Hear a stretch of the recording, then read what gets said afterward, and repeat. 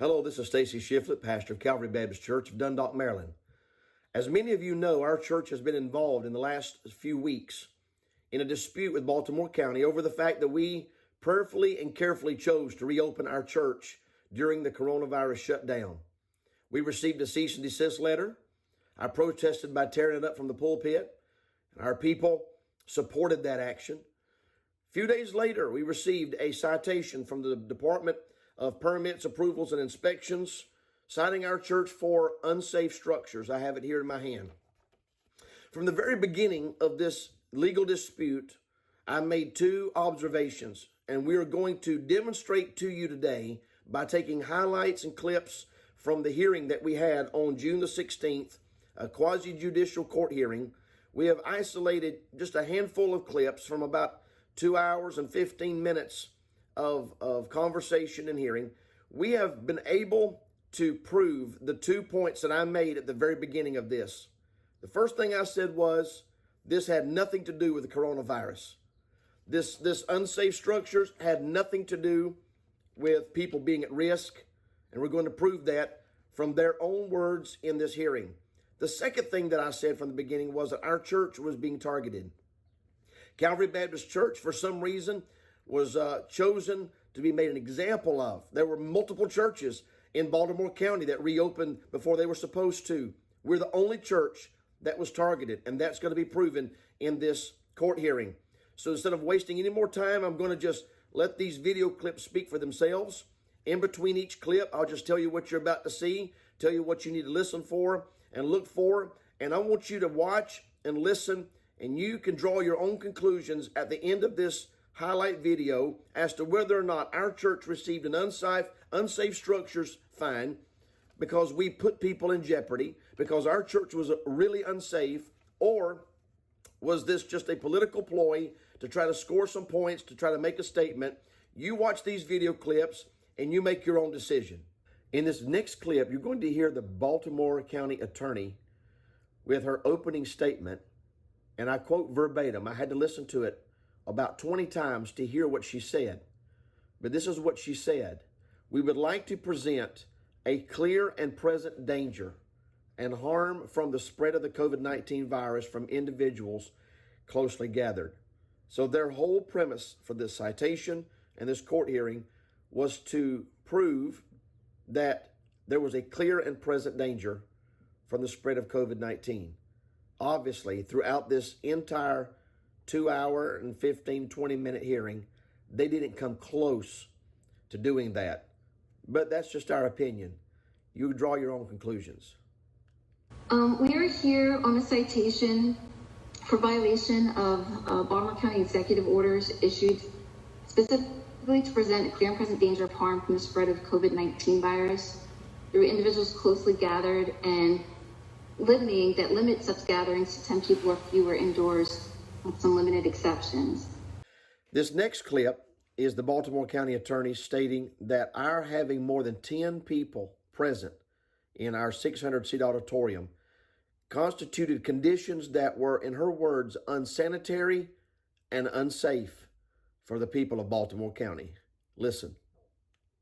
On May 27th, Dr. Branch issued a letter to the building engineer stating his determination that gatherings of more than 10 people at Calvary Baptist Church constituted an unsafe, unsanitary condition to the public health, safety, and welfare of Baltimore County residents. So in this next video clip, you're going to hear the judge and the attorney for the Baltimore County discussing the numbering of their photograph evidence that they were showing on the screen. This started out, and I have no idea why, some sort of a Google Earth overhead picture of our church and our buildings and our property. For the life of me, I have no idea how that was relevant, but they spent quite a bit of time talking about that, looking at that. And then the judge, as he could see there were going to be additional photos entered into evidence, he made this statement. I want you to listen closely to what he said. He said, if this case winds up in appeal, which I have a terrible, strange feeling that it will, one way or the other, then we are going to need to refer to things. So that was a very revealing statement to me, meaning that he didn't believe that this was going to be the end of it, even if he were to throw out this citation. which tells me that he had to understand that, at least in our estimation, there were much greater issues at stake here than just the citation for unsafe structures. But he basically was showing his hand there that he believed that this would go on to the next appeal process one way or the other, is how he said it. And so listen to what he said and tell me if that's what you think he said. I mean, because if I decide to do a memo, or if we have to do, if this case winds up in an appeal, which I have a terrible, strange feeling it will, one way or the other, that we're going to need to be able to refer to things. What you're about to see is a video clip where our legal representative, David Gibbs III, with National Center for Life and Liberty, during cross-examination, began to try and prove that our church was being targeted. He asked some very specific questions, and in the questions, he used the word targeted several times, and they objected to that. Watch this.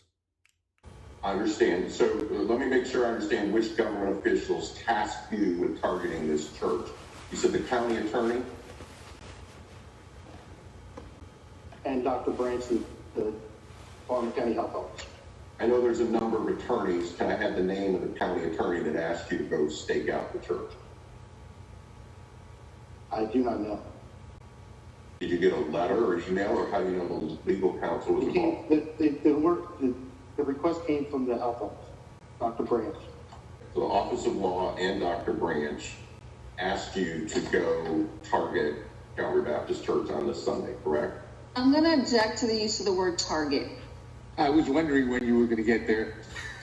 So after the objection to the use of the word targeting, and the judge saying, I wondered when you was going to get to that, he then said something very interesting. He said, let him use whatever words he wants to use, and whether we, like it or not, let him word his statements and his questions ever how he wants to, and then you can address that in cross. Then he turns his attention to our attorney, David Gibbs, and basically says to him, hey, let's keep this in bounds, as if using the word targeting was out of bounds.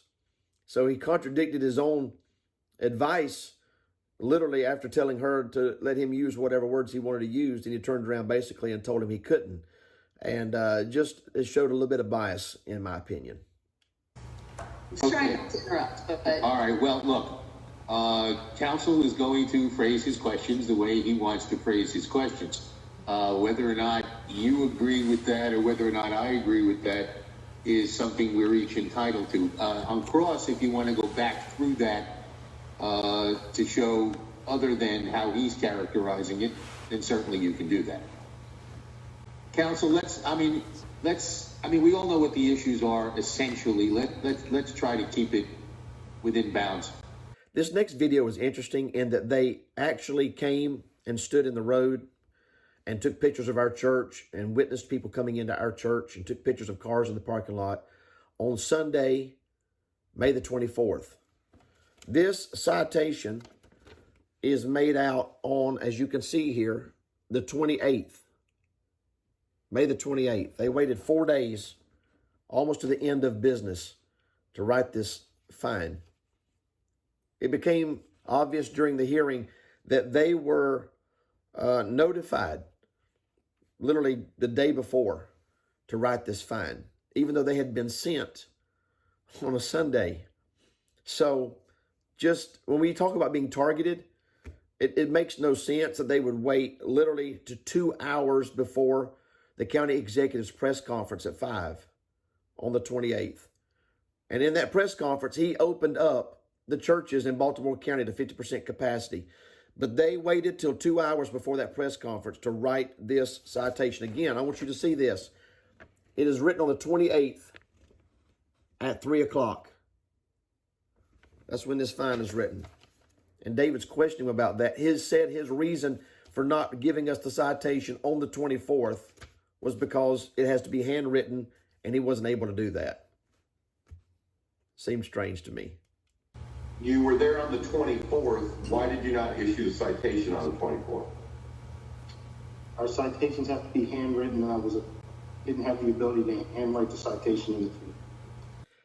In this next clip, David asked the inspector if he believed that our church was in compliance with the governor's orders.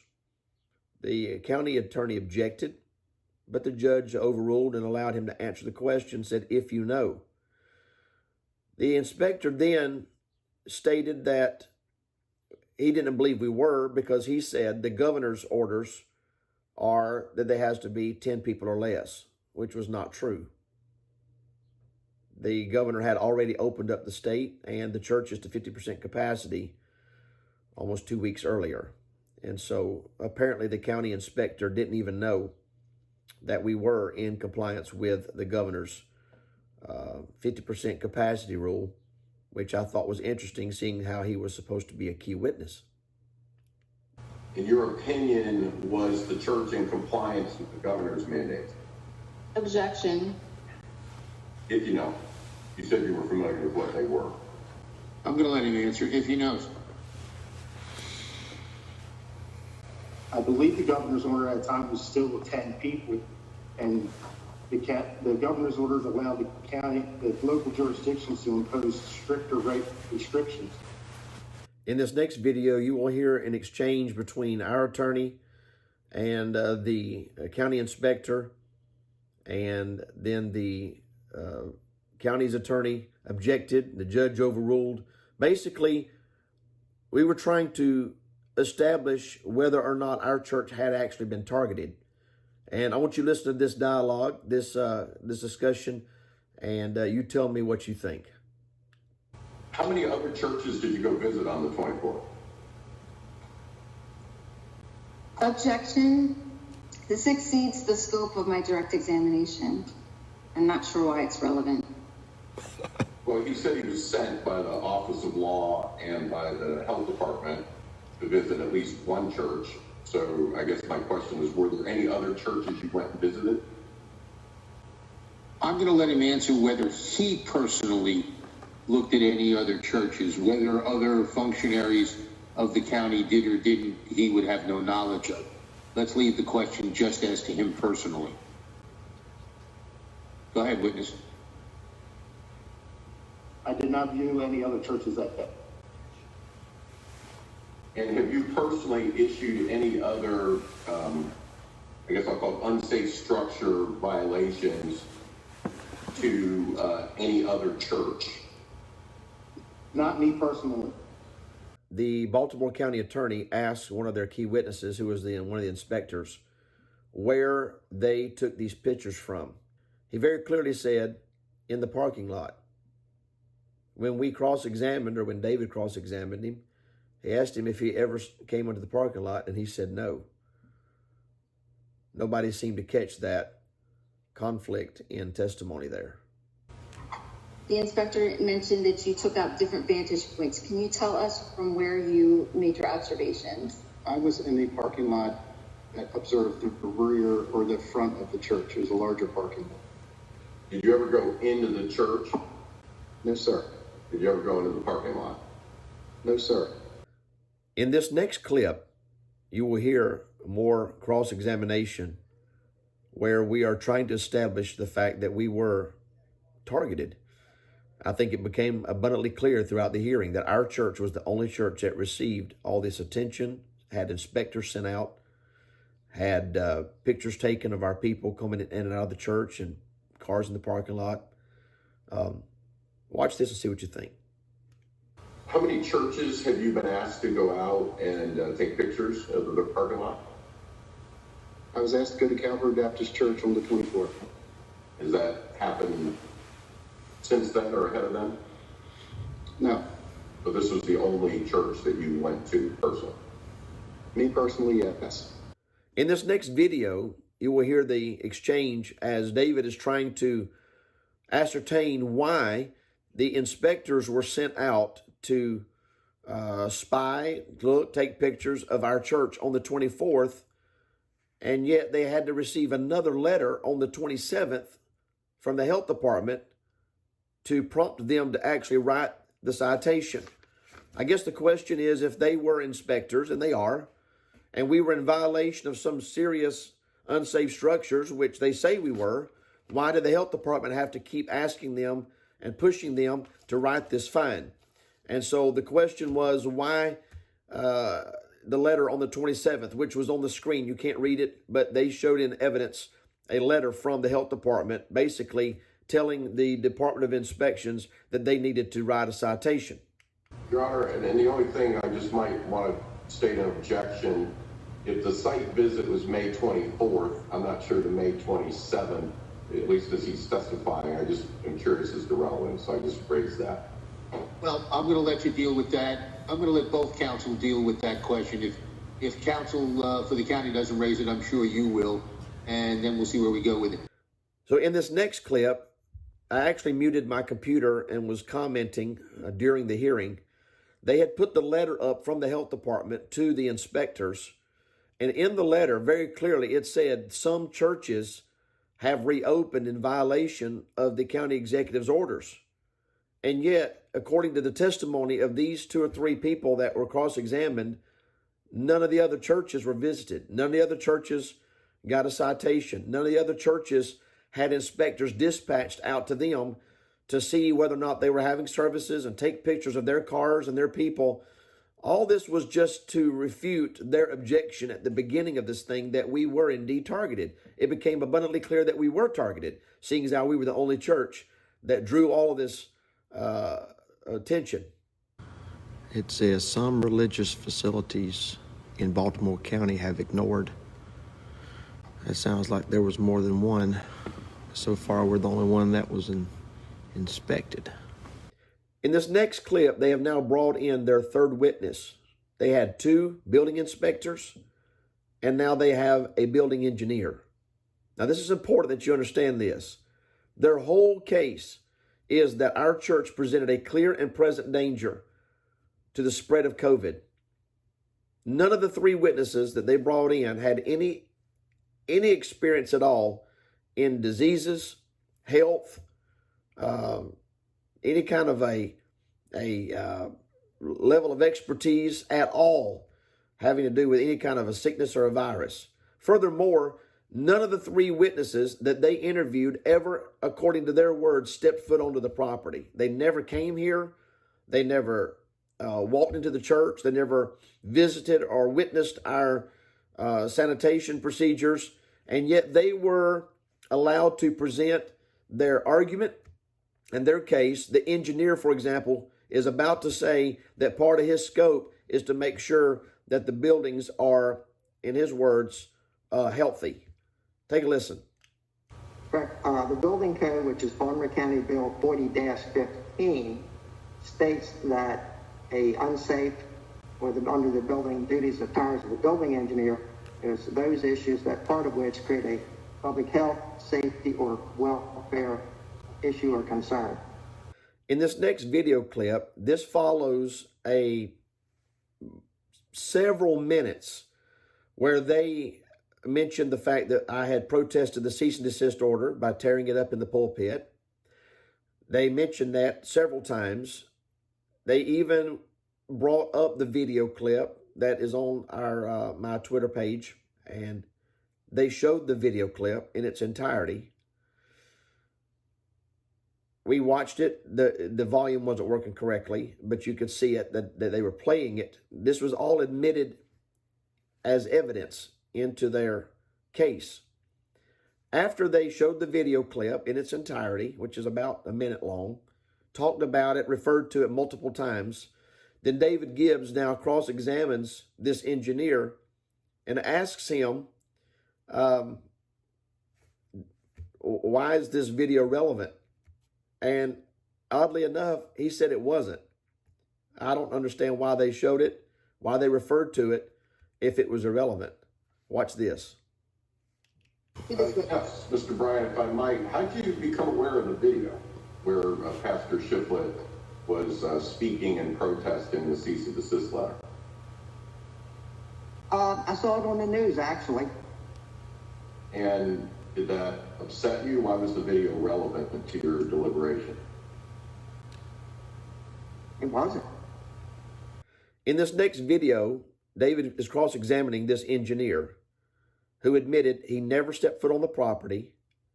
He admitted that he had absolutely no, really no say in the issuing of this citation from the Department of Inspections. He was basically doing this at the behest of the Department of Health. He also said he had never weighed out the constitutional ramifications of this. Just more interesting dialogue that we were trying to prove that the county executive literally weaponized the Department of Health, who then recruited the Department of Inspections to target our church. The evidence is irrefutable. Watch this. Did you ever personally visit the church? No, sir. And did you weigh out any of the constitutional implications of a religious church gathering or meeting? No, sir. Did you decide that there could be less restrictive ways to deal with this issue? I just followed the directive from Dr. Branch. And did you personally review the governor's guidelines before you issued the mandate? Or excuse me, before you issued the citation? No, sir. Our attorney is basically arguing that neither of the building inspectors nor the engineer were able to make the case sufficiently that our church was, in their words, a clear and present danger that we posed to the community. They never came. They never inspected anything. They never stepped foot on the property. They never came into the buildings. We get a citation for unsafe structures simply because the health department official, Gregory Branch, had ordered them to do that. And so our point was, if he's going to be the one making these decisions, he needs to come make the case that our church is unsafe. The engineer and either one of the inspectors were able to adequately, in our opinion, establish any unsafe structure justification whatsoever. And so we said that if the health department's going to make this argument, if they're the one that's going to get this ball rolling, they need to come and make their case. And then the judge obviously didn't think that he had to be there. He wasn't required to be there. We never saw him. We never met him. We never heard from him. And so that was the end of their presentation of their facts, was having two building inspectors and a building engineer saying that our church was unsafe only because the health department told them to. Who directed the initial building inspectors to go? Because they went earlier. Was it Branch? I'm not aware of that. It's whatever the testimony stated, which I believe he said it was Dr. Branch.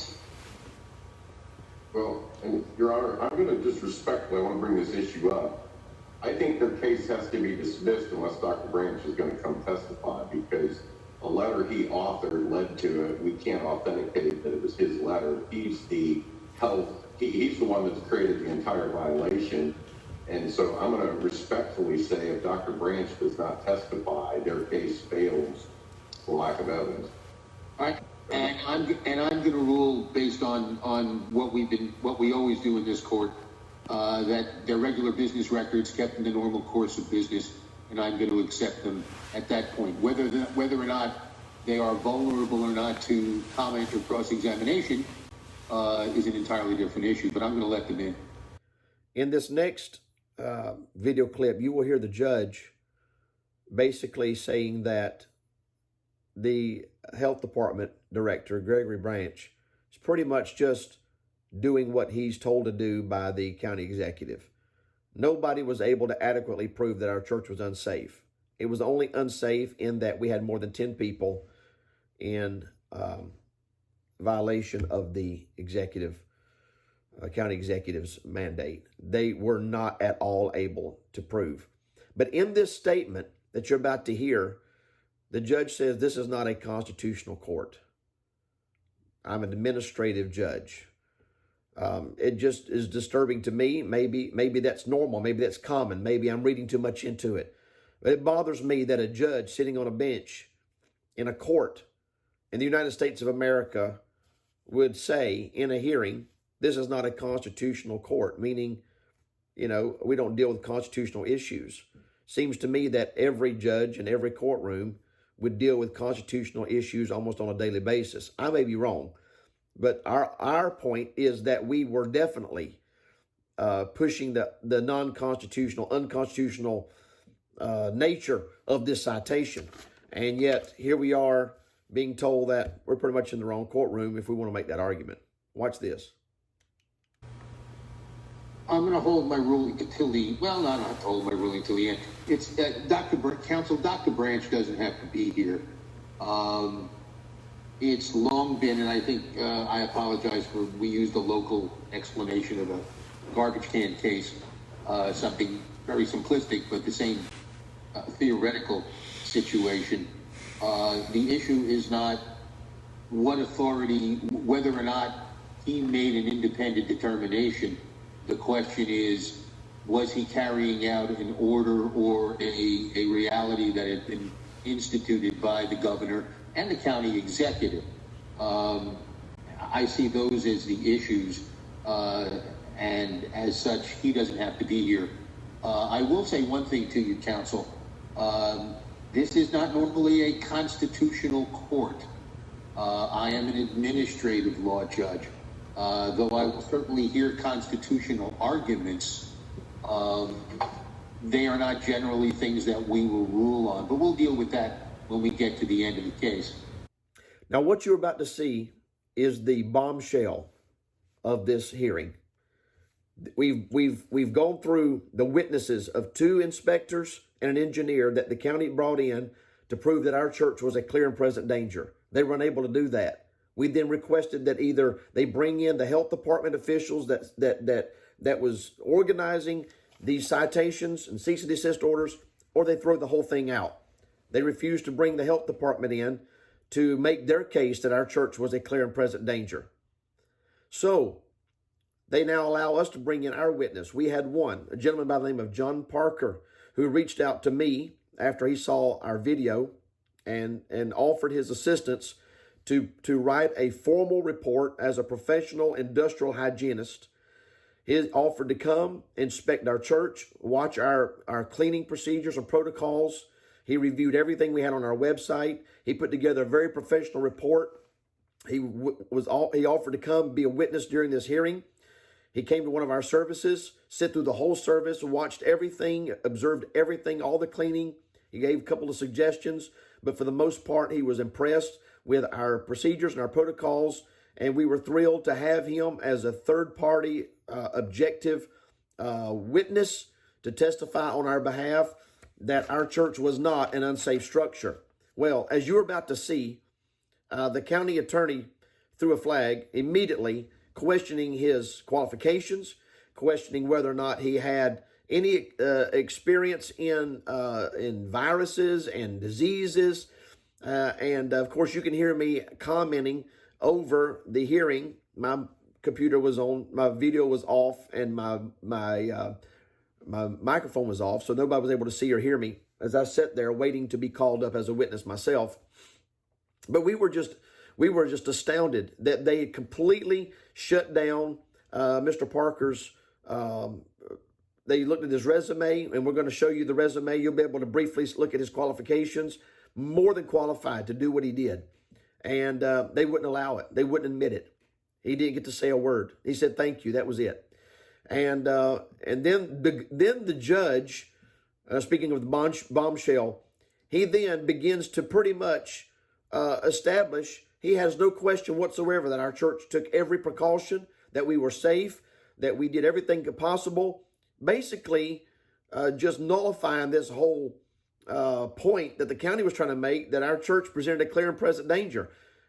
It's in this video clip right here where everything came down to the head, where you're able to see that our reopening policies and procedures and all the safety measures that we implemented had absolutely nothing to do with getting this citation right here. If we'd have done nothing, it wouldn't have mattered to them. It had nothing to do with COVID. It's all about going against the county executive's order. Watch this right here and see what you think. Masters of Science in Public Health, Certified Industrial Hygienist, Certified Safety Professional. Sorry. Masters of Public Health.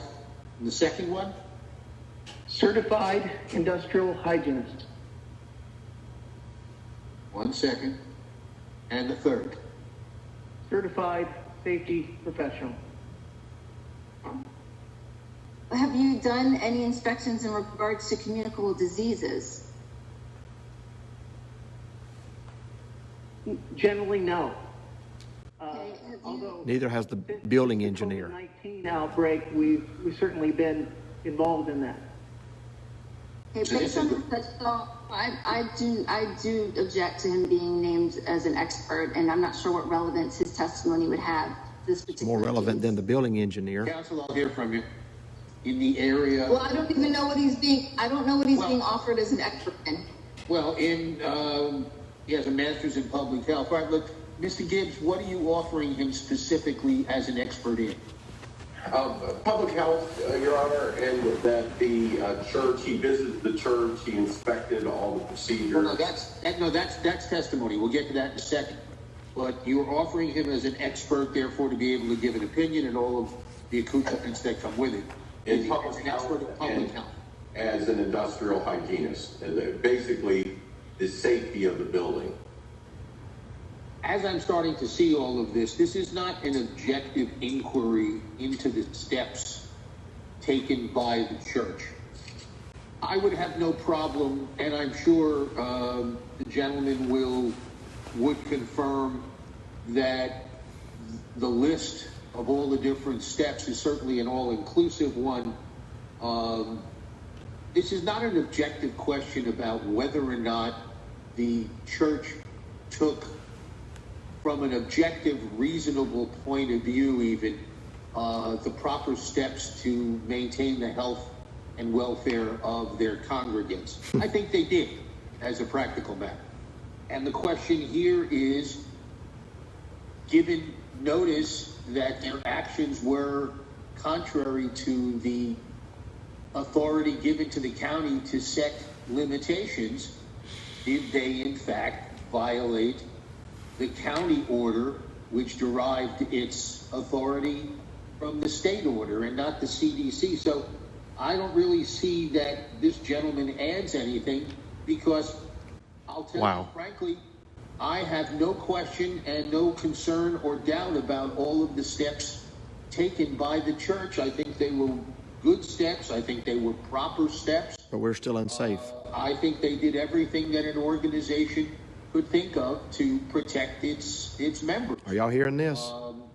But I don't see this as an objective inquiry as So now to our protocols has no medically, bearing at all even in this decision. Even as a matter of following the CDC guidelines. This is a legal matter as to whether or not a violation of whether or not it's a legitimate rule or a legitimate order, which is something I'm sure you'll address, whether or not that order was followed or violated.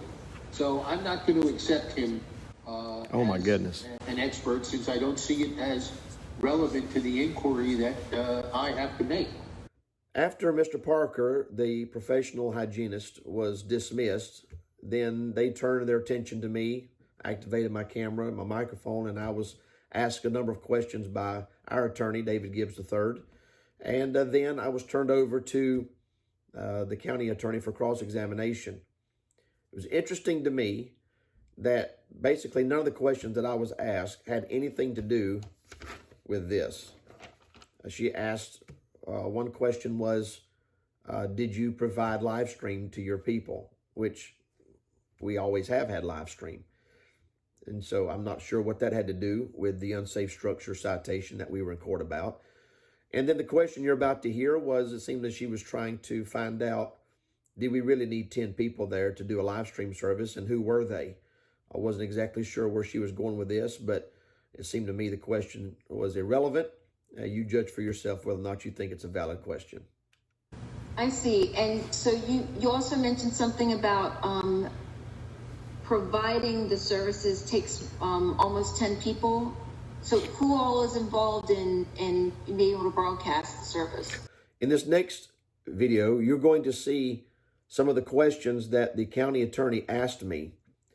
It seemed to me she was trying to get me to admit that I was okay following the governor's guidelines but I didn't want to follow the county executive's guidelines. She didn't come right out and say it, but I've been accused of it by several other people, and I just kind of felt like that might have been where she was going with this. And so she was trying to word it in such a way that it would get me to admit that. I don't know if it's because the governor is a Republican and the county executive is a Democrat, but I objected to the way she worded the question, and I wanted to let her know that we follow the leadership of the Lord by reopening our church when we did. Now, here's an interesting bit of information that has not come up at all. It didn't come up at all during the hearing. I didn't mention it. Nobody seemed to be talking about it. But you're about to see a letter that I sent to our church on May the 11th. This was before the governor opened up the state to 50% capacity. We had already prayed about it, and we had already decided to reopen our church on Memorial Day weekend, the 24th, even if the governor didn't open up our churches. Now, it turns out he did, and we were glad he did. Then when the county reshut, we decided, you know what, we've already told the church that we're going to have church on the 17th, because on that Wednesday night, we announced to the church that, well, praise the Lord, we're going to go ahead and have church. We were going to have church on the 24th, but hey, the governor opened up the state. We'll see you Sunday. And then the next day on that Thursday is when the county executive reshut the churches, and we decided, you know what, we're just going to go ahead and have church. We were going to reopen anyway. One more week sooner is not going to make any difference. I just wanted to put to rest any questions as to whether or not the decision that we made to reopen had anything to do with it being a Republican governor versus a Democrat county executive. We were going to reopen anyway, regardless, because we felt like that's what God wanted us to do, and you're going to see the proof right here. So would it be fair to say that when the governor lifted the restrictions to allow for the 50% occupancy, you were disappointed that the Baltimore County didn't follow suit immediately? Yeah, we were all disappointed. So would you agree that because you disagreed with that, that is the reason that you decided to go ahead and open? That wouldn't be a fair. The way you worded that wasn't exactly how I would put that. Well, let me reword it then. Would you say that because you personally disagreed with Baltimore County restriction to only 10 people, that is why you went ahead and decided to continue and adhere to the governor's standards rather than the Baltimore County standards? The next question the judge asked me was, how many services did you actually have from the time you got the warning letter from the health department to the time you got the citation? We actually had 6 services.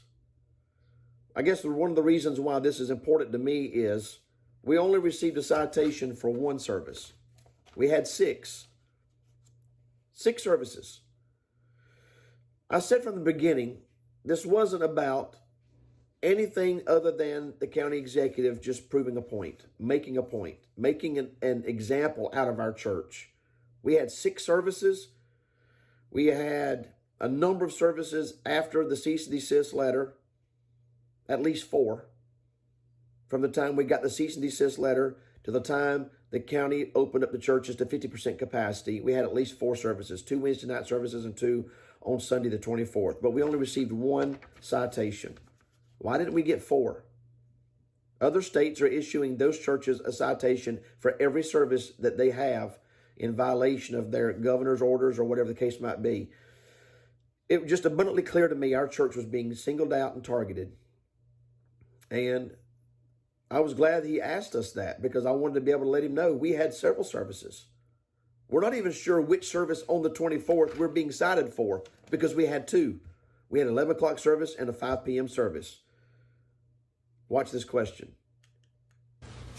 Pastor, how many services did you have from the time you were warned to the time that the citation was, to the service that the citation was issued? The last clip that we want to show you is the last question that I was asked as a witness. After the judge had already established that this whole hearing, this whole citation, everything had nothing to do with our reopening policies concerning COVID, our health practices, checking temperatures at the door, asking people to wear masks, making people skip every other row. Families sit together. People sit 6 feet apart. 2 people in the bathrooms at the time, maximum. Water fountains covered up with plastic. Hand sanitizer stationed everywhere. Not passing the offering plates. Took up the psalm books. Didn't use psalm books. Having ushers with gloves and masks opening the doors so that people could come in, not touching anything. None of that mattered. He stated that, made it abundantly clear that this whole issue had nothing to do with COVID, even though the whole argument was that we were a clear and present danger. The last question that he asked me was, are you still doing all of that stuff at your church? And Pastor, are you still following that whole checklist of health-related things in your services? I respectfully answered his questions and told him that I was. But once the hearing was over, I just began to think, why would you ask me that? Why would you ask me? Why does it matter if our church is still doing all of these safety procedures when you yourself said it was irrelevant? When you dismissed the hygienist as this isn't about hygiene, this isn't about safety, this isn't about health. It's all about the governor's orders, or the county executive's orders rather.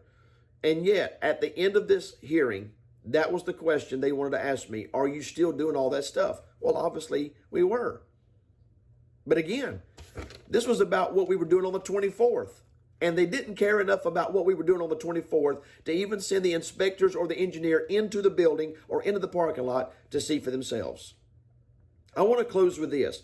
What you've just seen is the highlights of a 2 hour and 20-minute hearing that made absolutely no sense whatsoever.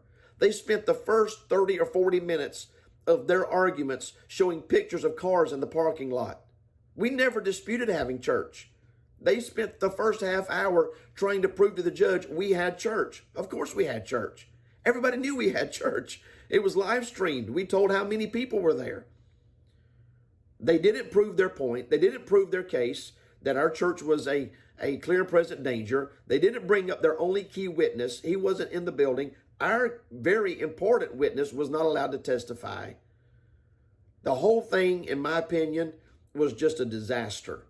We'll wait to see what happens, but I wanted you to see firsthand what is going on here in Baltimore County against churches, unsafe structures with zero evidence. Thank you for your time.